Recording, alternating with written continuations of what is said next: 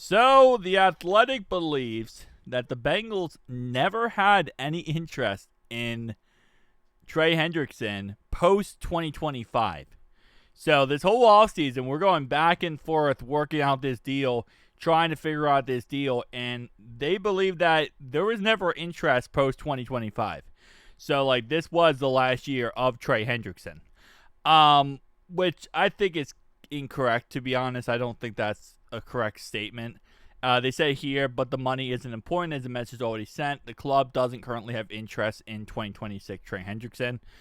If that was the case, I don't think they would have offered the guy a 3-year contract for $35 million per year. I think that would have never been offered if the fact is they didn't have interest in the guy at all. I mean, clearly they had interest in him for 3 years if they're going to offer him a 3-year contract. Now, obviously, the point they're making here is that they would never guarantee more than 1 year. And obviously, with this, little bonus he got this year, it, again, doesn't guarantee anything past this year, which is the whole, drama that we got into begin with, is that he wants guaranteed money post 1 year, and we still did not give it to him.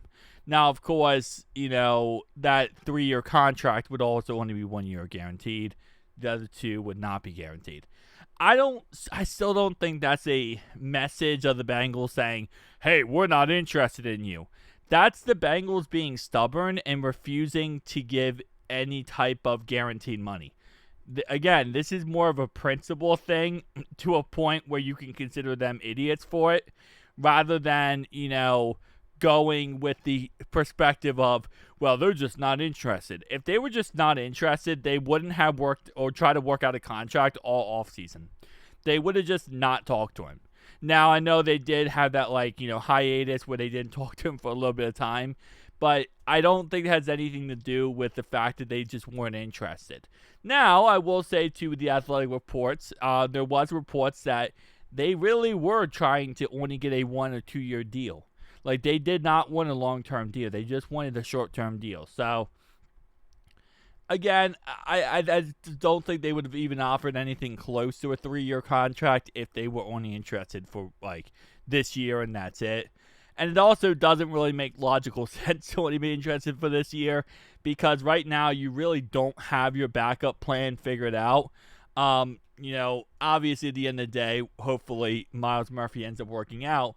But right now, Myles Murphy has not shown that he's going to work out.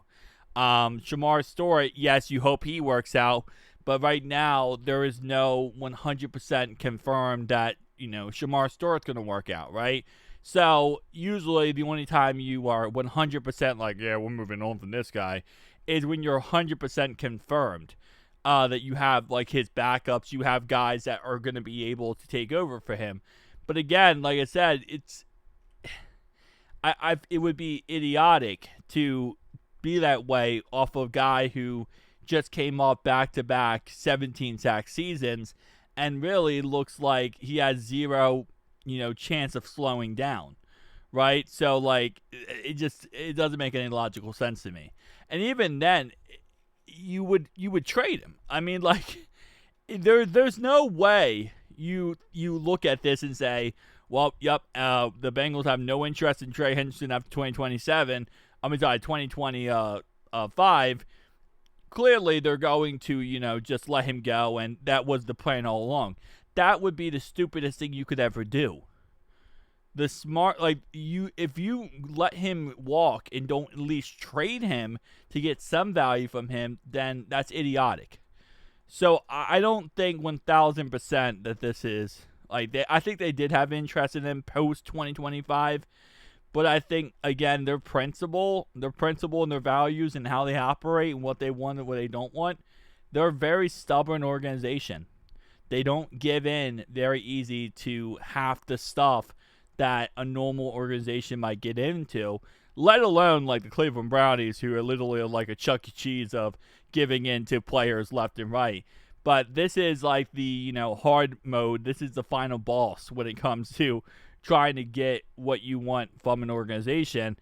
And it's just how they operate, it's just how they are. So, again, like I said, I understand the perspective of like it seems like that, but I just don't think they would even entertain the idea then. They would have even entertained the idea all offseason of working out a contract if they just were like, you know what, we're just not interested in you post this year.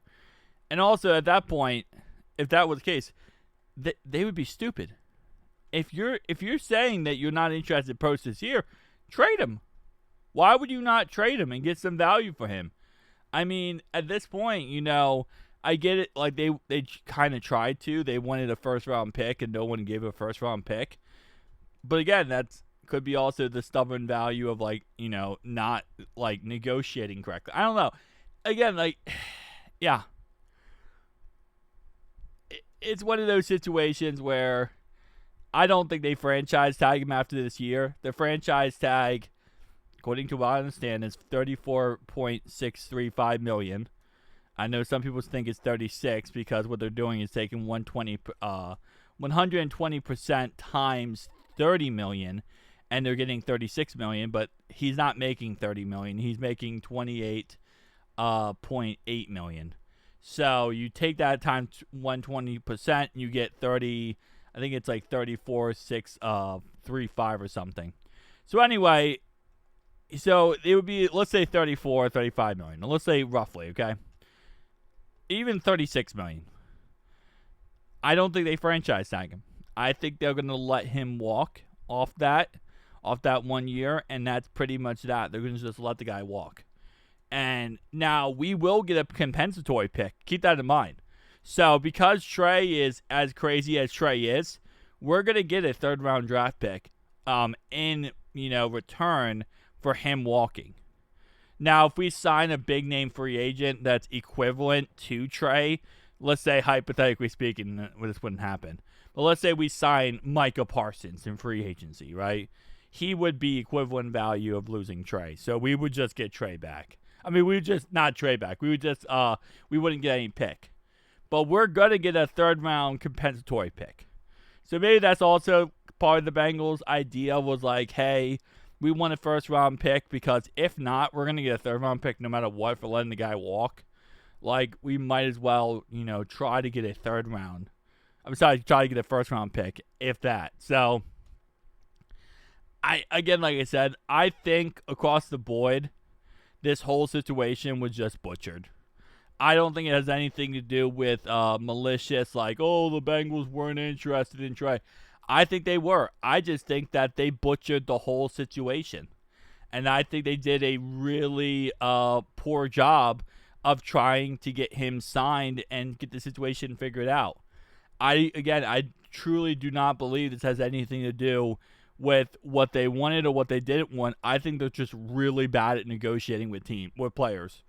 So I think this is a front office issue, not really an issue of like, we're just not interested in the guy. Because it would just be idiotic. It would be idiotic when you don't have any backups or any guys that you feel could easily replace him. And without Trey, it's literally you don't have a defensive line. Like, you don't have a pass rushing unit. So just my thoughts and opinions. Again, I might be incorrect on that, but that's just kind of how I thought, what I'm thinking. Tell me down below your thoughts and opinions. Peace out.